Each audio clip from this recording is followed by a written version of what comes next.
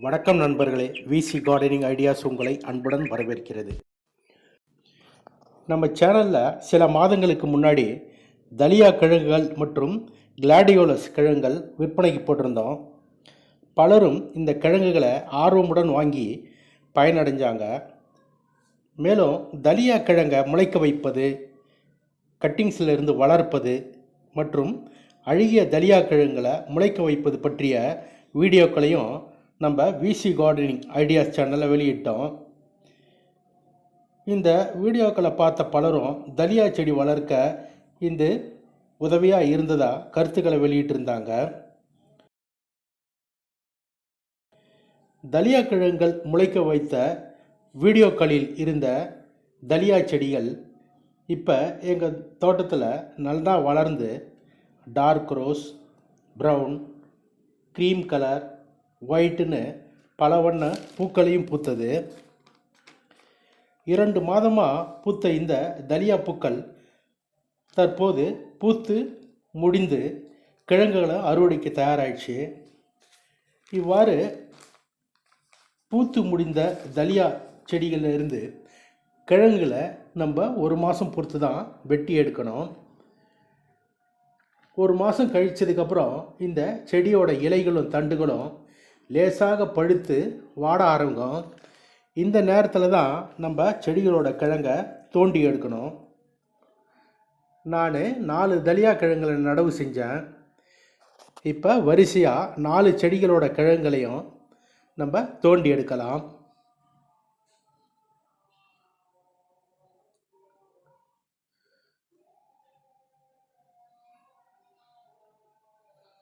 இந்த 4 கிழங்குல 3 கிழங்குகள் முளைக்க வைத்து நடவு செஞ்சு வளர்த்தது. ஒரு கிழங்கு அழுகிய கிழங்குலேருந்து முளைக்க வச்சு நடவு செஞ்சது. இவ்வாறு அழுகிய கிழங்கை முளைக்க வைப்பது பற்றி நம்ம சேனலில் வீடியோ வெளியிட்டிருக்கோம். தேவையானவர்கள் அதை பார்த்து பயன்பெறலாம் அப்படின்றதுக்காக அதோட லிங்கை டிஸ்கிரிப்ஷன் பாக்ஸில் கொடுக்குறேன். தலியா கிழங்குல தோண்டி எடுக்கும்போது அவசரப்படாமல் நிதானமாக தோண்டி எடுக்கணும். அப்போ தான் கிழங்குகள் வெட்டுக்கள் ஏற்படாமலும் முழு கிழங்காகவும் கிடைக்கும். அதே சமயம் கிழங்கு உடையாமல் முழு கிழங்காக கிடைக்கும். இந்த மாதிரி தான் கிழங்குகளை நம்ம ஒவ்வொன்றா பொறுமையாக தோண்டி எடுக்கணும்.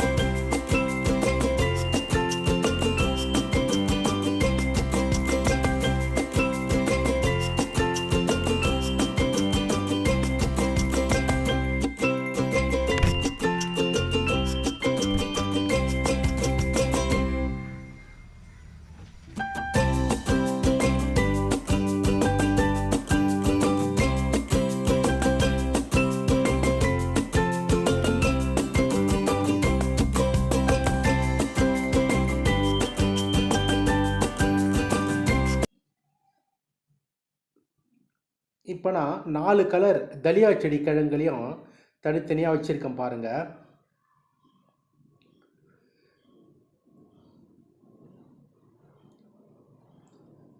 இது வின்டர் சீசன் ஃப்ளவர் அப்படிங்கிறதால நாம் இந்த கிழங்குகளை செப்டம்பர் அல்லது அக்டோபர் மாதத்தில் நடவு செஞ்சாலே போதும். அது வரைக்கும் இந்த கிழங்குகளை நம்ம பாதுகாப்பாக வைக்கணும்.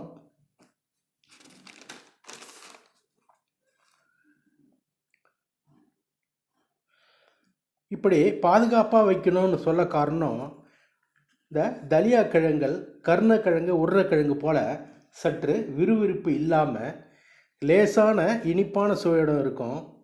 இதனால் இதை வண்டுகள் பூச்சிகள் போன்றவை எளிதில் சேதப்படுத்தி விடும்.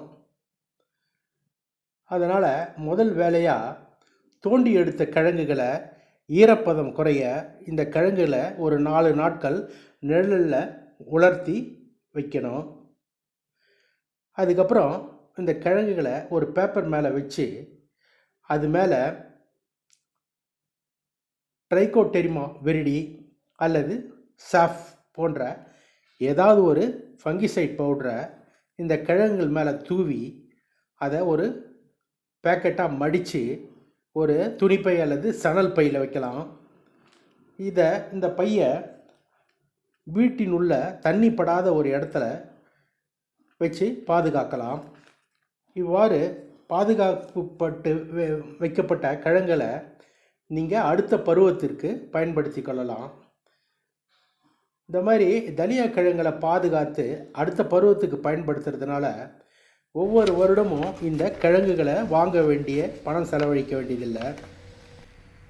இந்த வருஷமும் நாம் வெஸ்ட் பெங்கால் ஸ்டேட்டில் டார்ஜிலிங் மாவட்டத்தில் உள்ள சிலிகுரி என்ற பகுதியில் இருந்து தான் தலியா மற்றும் கிளாடியோலஸ் கிழங்குகள் வரவழைக்க போகிறோம். இந்த 2 வகை கிழங்குகள் தேவைப்படுறோர் இதற்கான விற்பனை அறிவிப்பு வீடியோ வெளிவந்தவுடன் எங்களை தொடர்பு கொள்ளலாம். மேலும் இந்த வீடியோ பிடிச்சிருந்தா லைக் பண்ணுங்கள், ஷேர் பண்ணுங்கள். நன்றி, வணக்கம்.